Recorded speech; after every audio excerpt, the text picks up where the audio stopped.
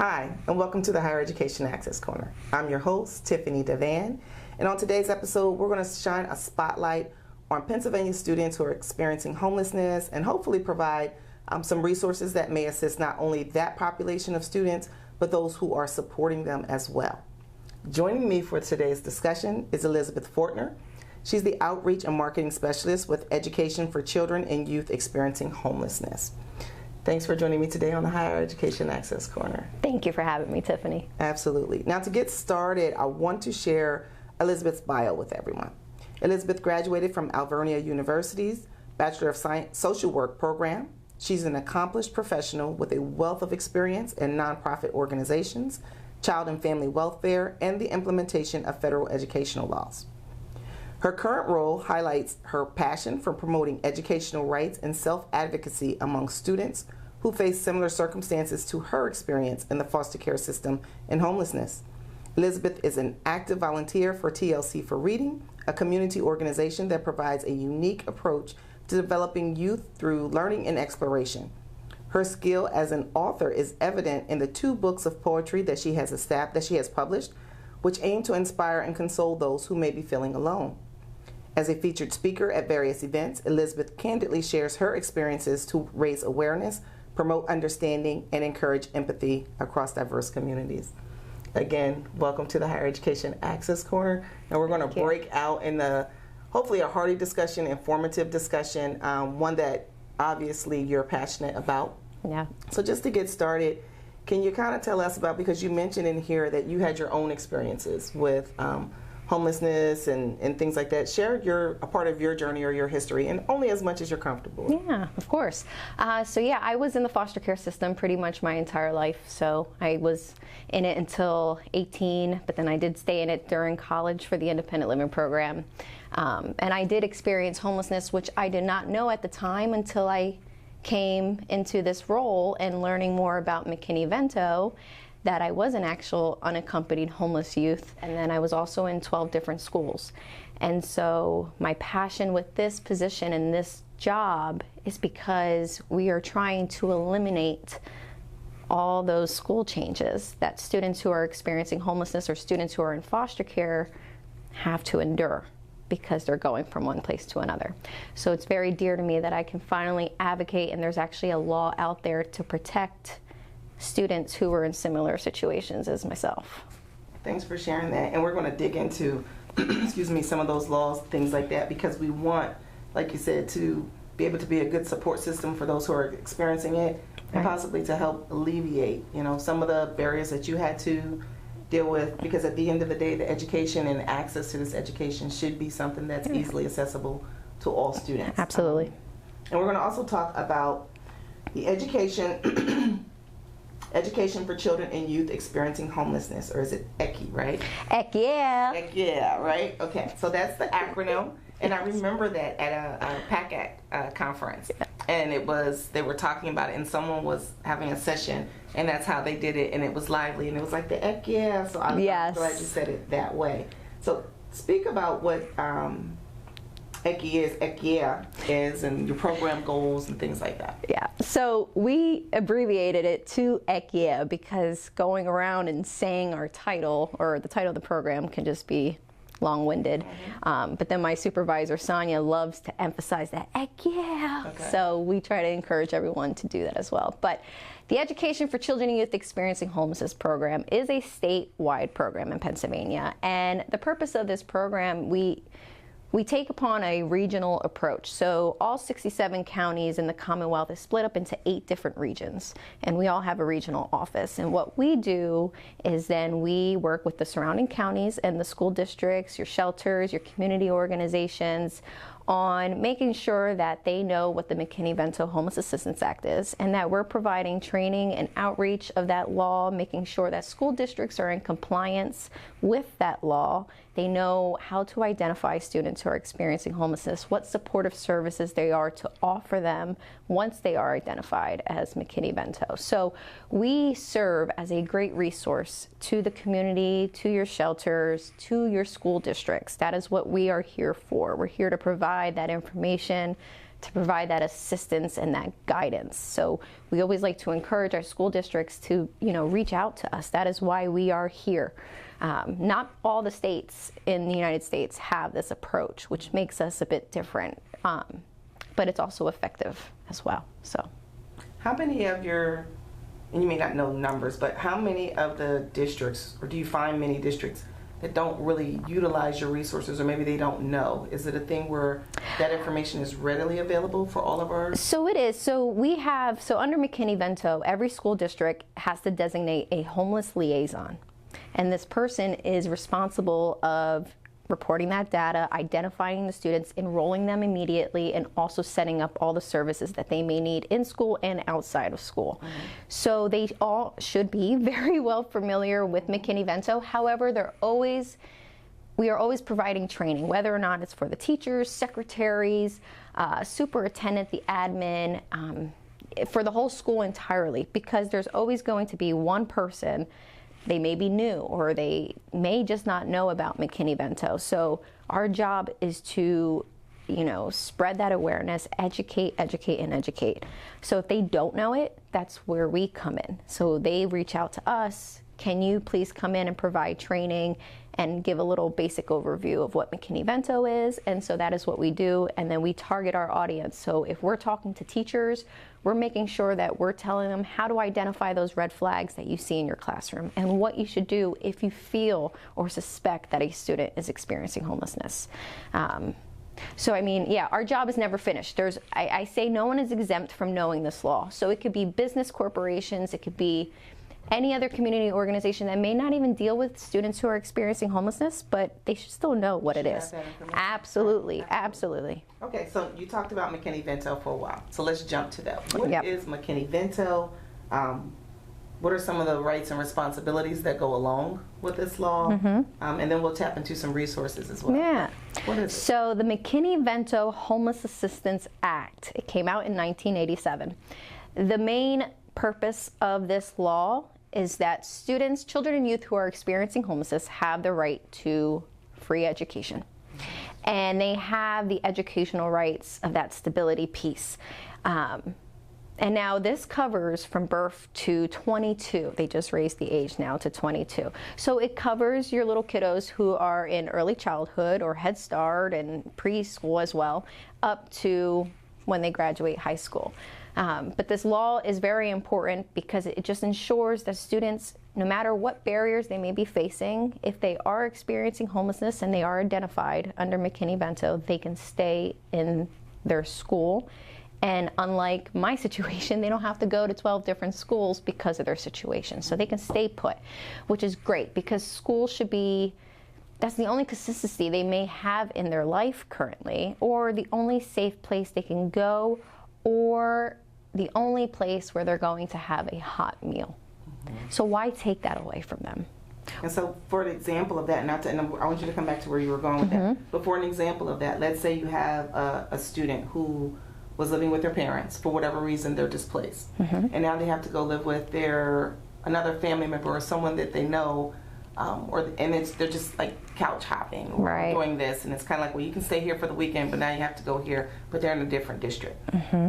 There are going to be resources that will allow them then to absolutely go back to so that particular school. If a student leaves home and they are not in the physical custody of their parent or guardian, and they are also lacking that fixed, regular, and adequate nighttime residency. So, like you said, if they're couch surfing, it's obviously not a regular situation for them. It's not on a consistent basis. And we don't know what their adequacy is like either in those homes or where they're couch surfing.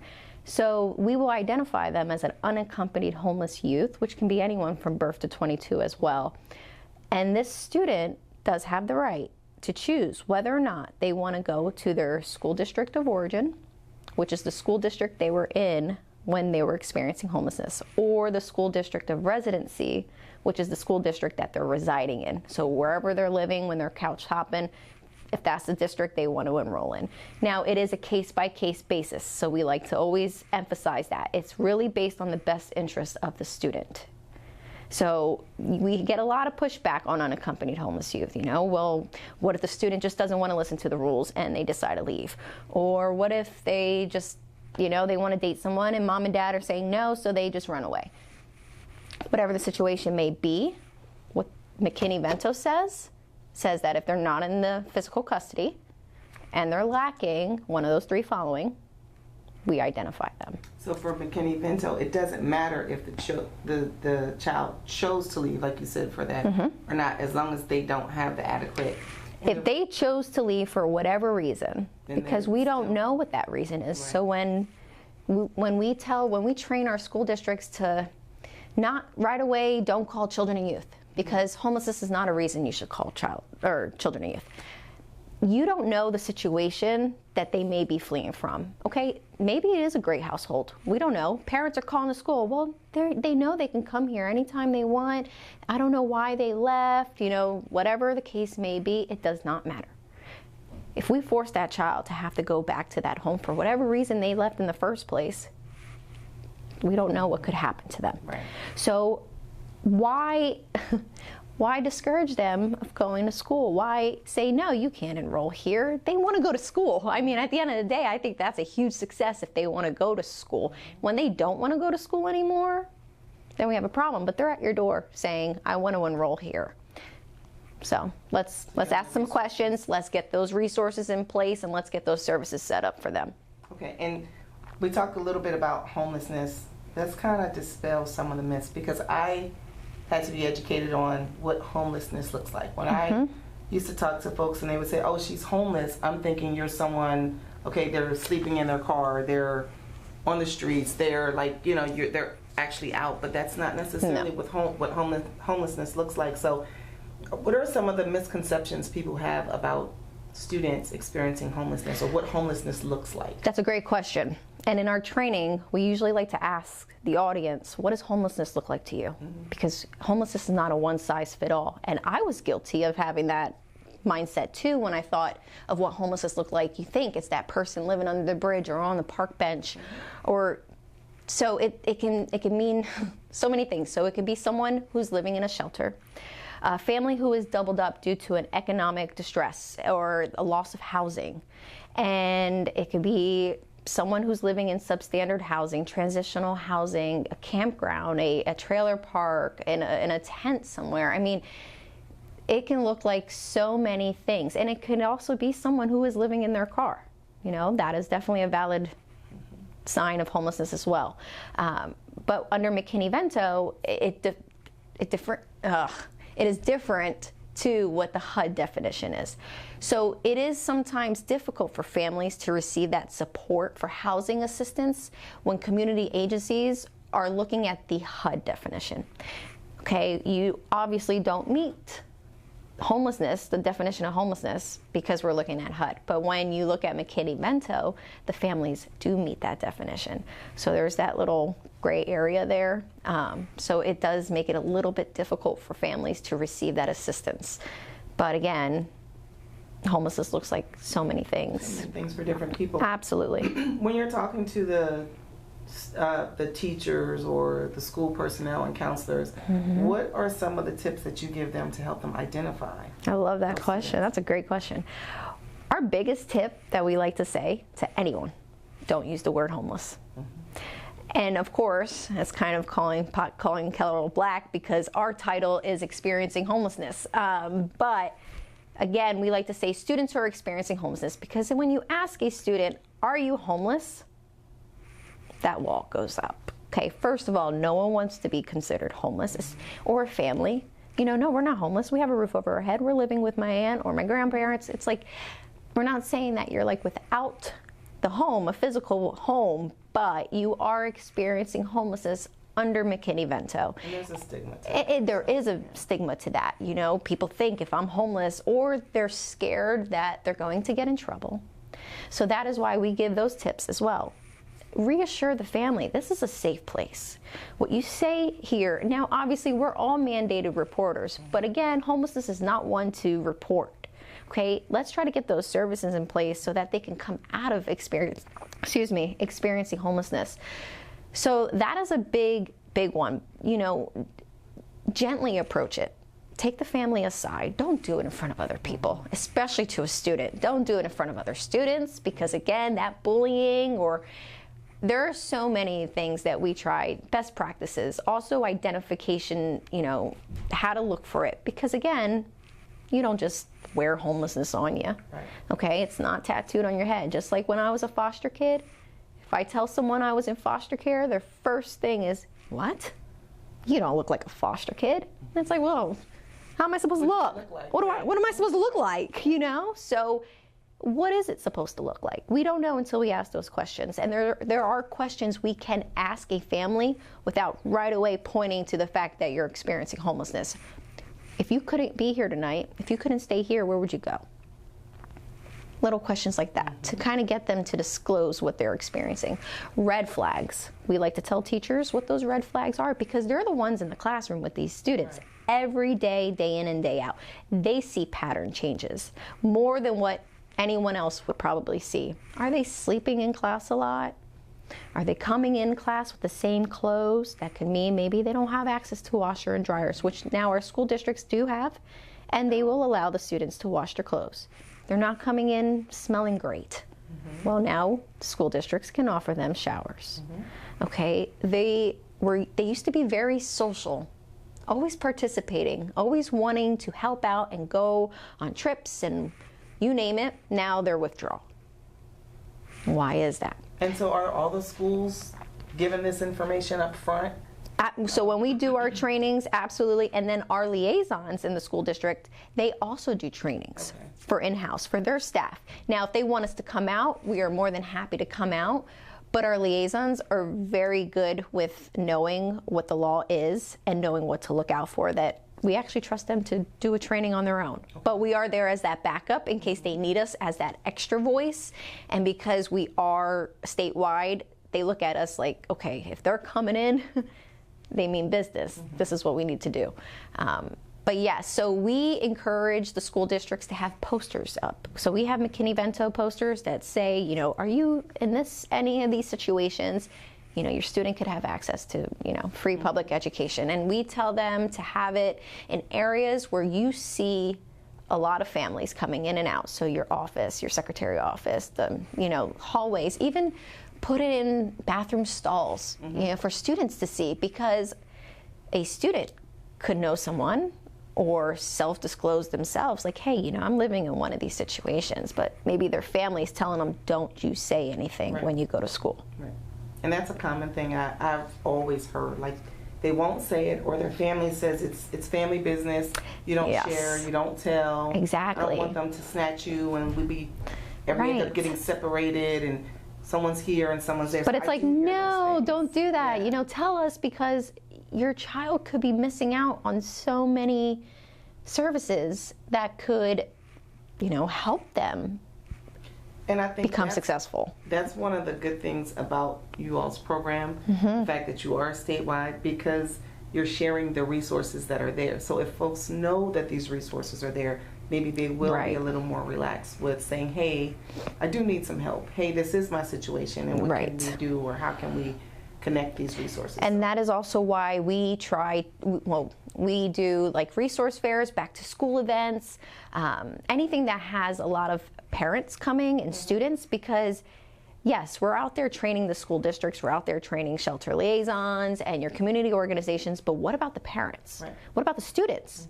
So I think students should know what it is, even if they're not experiencing it, they should know, okay? And also the parents should know, because they, again, could be in that situation and they just don't know what McKinney-Vento is. I didn't know what McKinney-Vento was until I learned about it.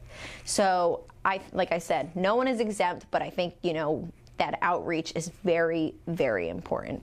So, and we're going to say this again at the end, but for those who want more information on McKinney-Vento, or even what your programs are, and where they're at, are there websites for those? Absolutely, yes. So they can look at the PA website. It is our Pennsylvania Education for Children and Youth Experiencing Homelessness website.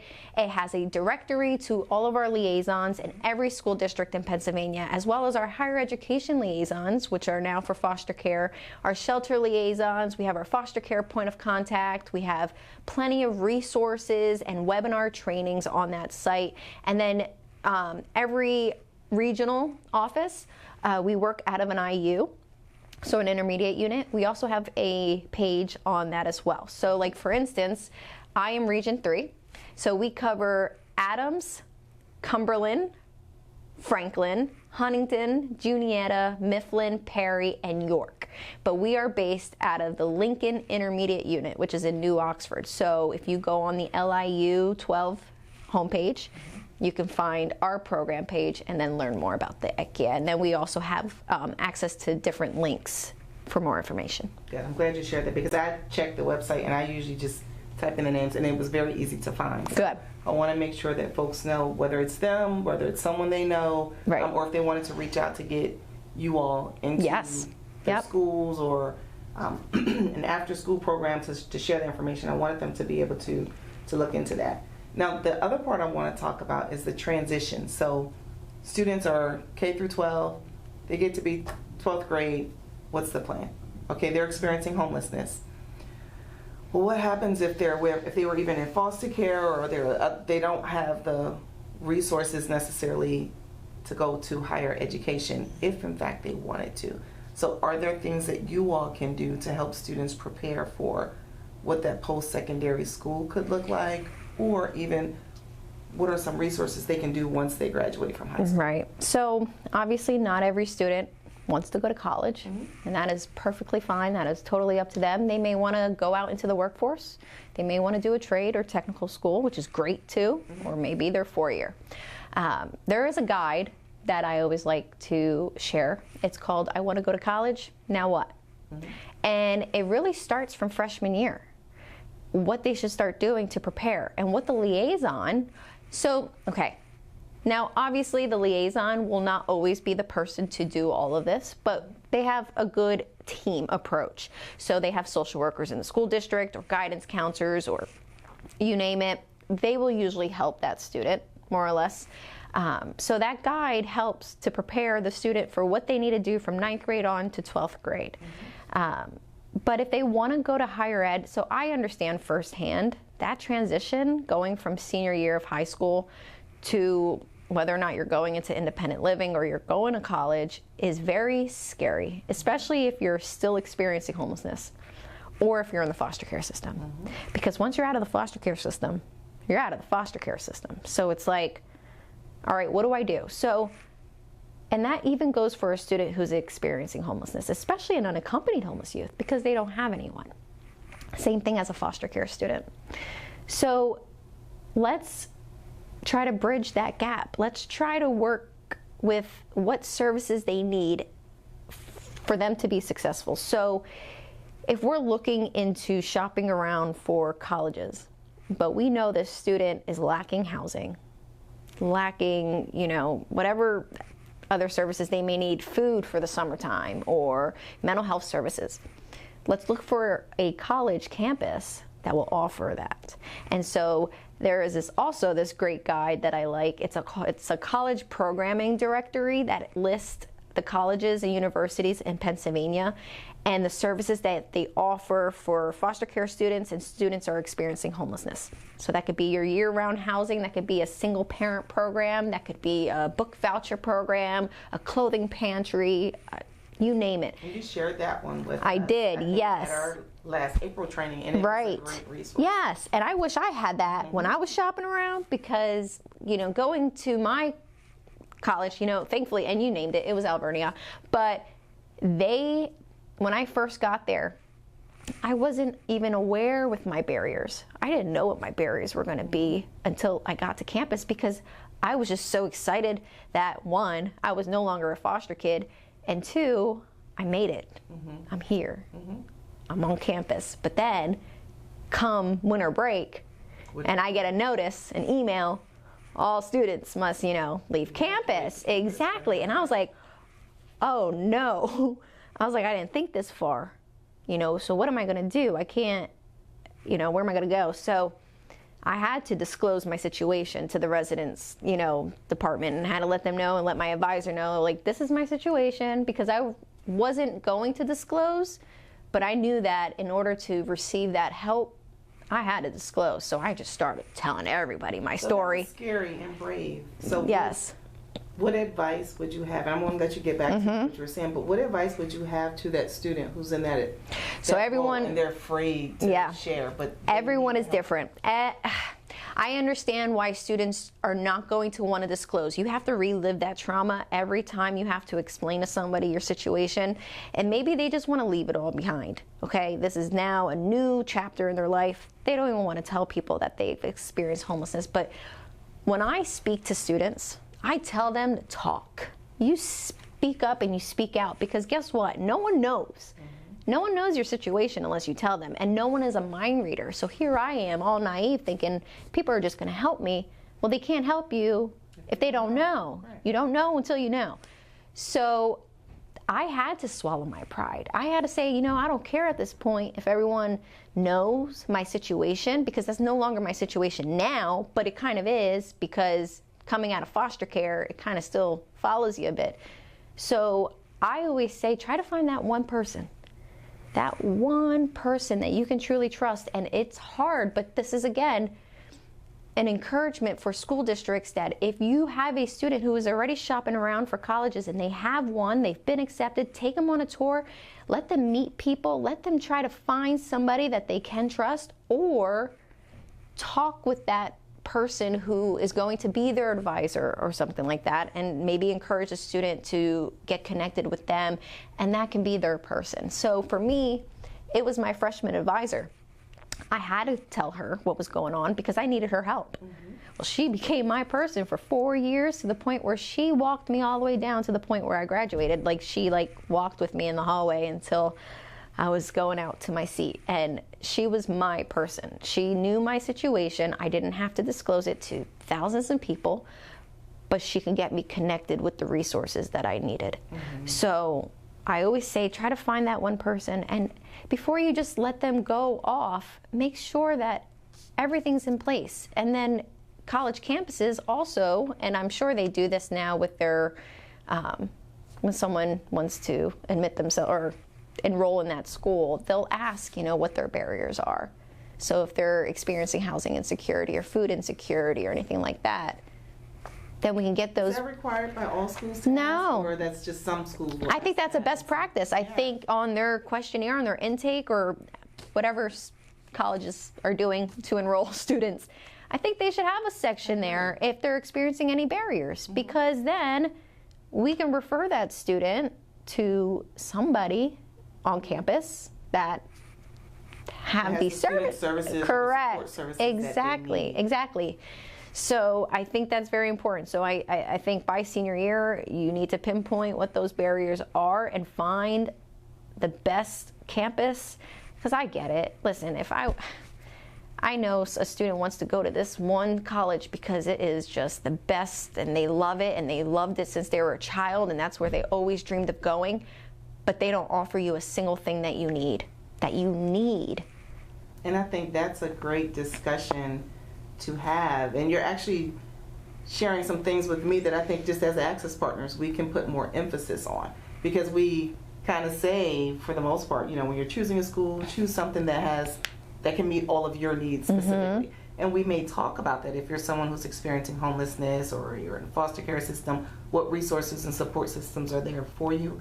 But I don't think we stress it early enough. Maybe 9th grade, that should be part of the everyday conversation. Yes. And I may have the conversation with the 11th graders when they're talking about the different schools that they want to go to, or they're considering the visits. They may revisit it again the senior year, but maybe making that a part of the normal everyday communication that goes out 9th grade through 12th grade, because it might not be for that particular student. It might be for the counselor or someone else who's listening, and they can share that information. So I am glad that you said that, because what's the point of going to the school that cannot serve you with all of your needs? And there are some schools that are really mine did not. But now they are. Because they even said, they're like, well, Liz, you know, you were the first.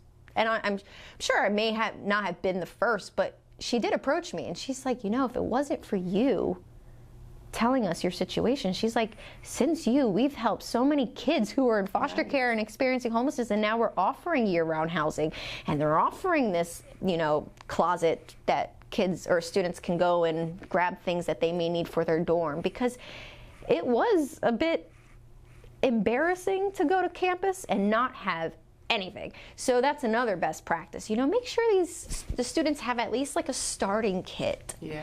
Something to come in. Don't just give them black trash bags with their clothes. Get them set up, because when you're in a dorm room and you see your roommates and their parents are all helping them set up and make it look all cute, but you don't have any of that, it kind of sucks. Yeah. It did suck for me, but I mean, whatever, it is what it is. But I had people, exactly, because I had people on campus.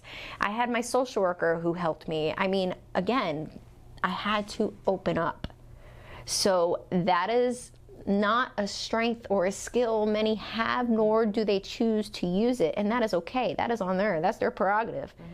But for me, I had to use it to my advantage, and so I did. And if I wouldn't have graduated Alvernia 4 years later. And then be in a position to talk and help. And now, more students. So hopefully, for any listener who's listening to this part, they're taking in everything you're saying, that there are resources. And even if they're afraid, and I always say this, even if you're afraid to do something, do it anyway, because it's for their benefit, and it not only helps them, but maybe the next group that's coming behind them. Exactly. And then they can kind of be the guide, like you said, for an Alvernia or another school, to say, hey, you know what, there's a need here, and we need to try to fill that, and then create additional resources if possible. So I think that's a good thing. Another thing I think is important to students and families and folks who are going through this is to be aware of the resources regarding financial aid, because again, that's what we talk all the time, and feeling comfortable to disclose their information. If you're experiencing homelessness, and I've faced students that will say, you know what, well, I didn't complete it because they asked for an address, they asked for this, and I don't have that information. I don't know where my Social Security card is. I don't know how to get a Social Security number. I'm not with my parents, or things like that. So there are barriers, but there are resources like us that can assist through that process. For you all, I don't know if that's something you do to educate them to say there are resources there, or if you do that, but I'm wondering, like, for that student who wants to go and they say we don't have the money, what are some tips that you all, or maybe things that you found, is it easy to look for the scholarships? Is it easy to find the resources, or what are some of the barriers that are there? So actually, I've been trying to strengthen the relationship with our higher ed in order to help the students who are experiencing homelessness and what comes after, because homelessness doesn't just stop. Because you graduated. It does affect you when you go to campus, especially if they are currently still experiencing it. And one question I did get asked a while ago was that, with the fostering independence now, students who are in foster care can go to college and they're okay, but then what about the students who are experiencing homelessness? Where is their help? So yeah, we just encourage the schools, the liaisons, look for those grants, look for those scholarships. A Schoolhouse Connection is a great resource. They also put out scholarships that are available to students who are experiencing homelessness. So I always encourage that as well. But it is challenging because money is a big issue. Financial aid is probably one of the biggest barriers, which is why we're also making sure that school districts are aware of that verification letter that we all know about. So we make sure that they already have that ready to go for that student in case they do need it, and provide so many copies of it in case they want to go to different campuses. You don't know where they want to go. But yeah, so that one is a little tricky. What if they want to go but they can't afford it? It's like. So my advice then is tell them to reach out to their higher education. Exactly. Yes, so which is why I'm happy. Making sure that they're aware of the resources and the connections, because what you all do in a homelessness world is kind of like what our team of Access Partners do here with financial. Well, if it wasn't for FIA, I wouldn't have gotten my Chaffee. My Chaffee grant. So I mean, you helped me out, so I'm sure. Yes. So what can families and friends do in the community who want to support the students who are experiencing homelessness? Like, what are some things you can say, whether it's like, hey, be aware of the signs, or if you see a student who you think they're experiencing it, how do you approach them? How do you ask the question? Because you're not the expert in the school, but you might be a family member or... I think if you're suspecting someone that's experiencing homelessness, you contact the school district. Okay.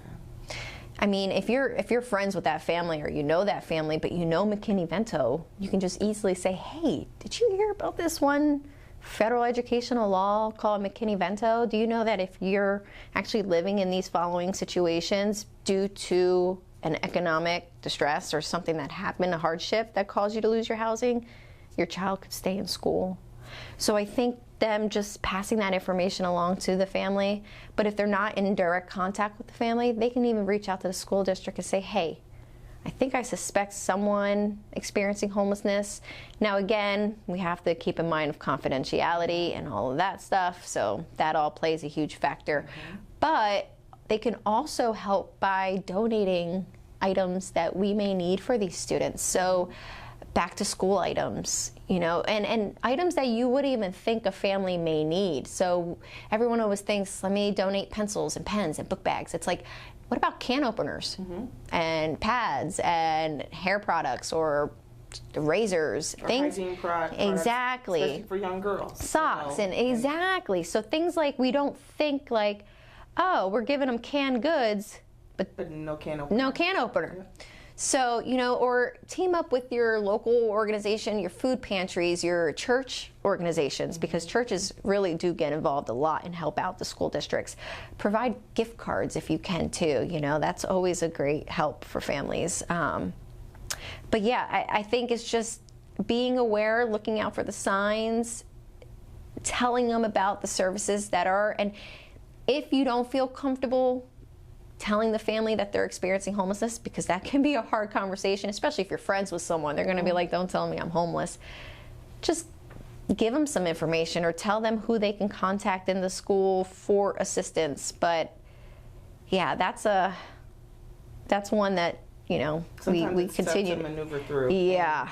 And I've been a part of a program, and I think I may have even said this on a podcast one time before, but I was working with an after school program. So we're the mentors for the group, and there was a young girl. She was one of the mentees in the program, and there were so many signs there that says there's something going on, because it's like when they would have snacks, it's like she was like hoarding them and saving them, or she was always hungry, or yes, you know, it's wintertime and she's wearing summer sandals and things like that. And so we were asking, hey, did you want some more?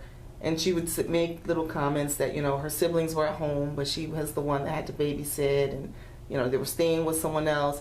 And so what we would do was kind of like leave a little lunch bag for her. It was like, hey, if you want to take these, because when we were asking questions, she said, no, we're fine. But when we just left them there for her, she would grab them on the way out the door. So it was like a discreet way for her to do it, until I think the program director was able to make connection. And I like that you say discreet, because again, you don't want to embarrass anyone, or, you know, just, and it's funny you mentioned that. A few months ago, we did a training for bus drivers, transportation vendors.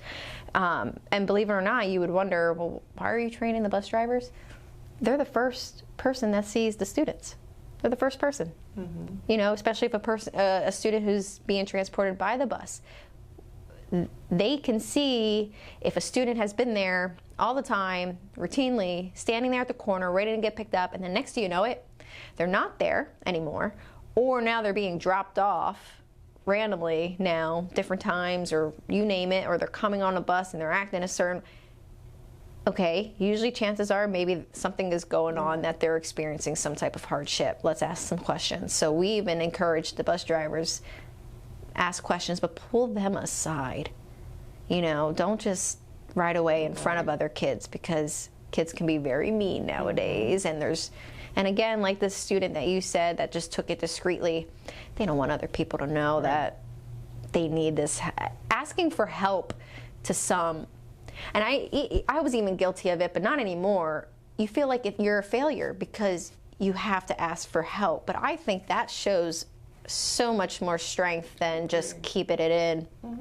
It's brave. You know, it's very brave. It's still scary, so I still say do it anyway. Yes. But it's scary, and I applaud you for all the efforts that you've done to Thank you. Do it anyway for yourself, advocate for yourself, and now you're advocating for others to doing that. So kind of like to wrap up, McKinney-Vento, that's really a key thing that everyone should know a little bit more about, because it's really a a way or a law that's out there that ensures that students can get the education that uninterrupted education that they need and deserve. That kind of like in what I'm saying, and making sure they have the adequate housing, so the supplies, the resources, just to put them on the best path to gain what we would call like a normal educational experience, I would say, uninterrupted.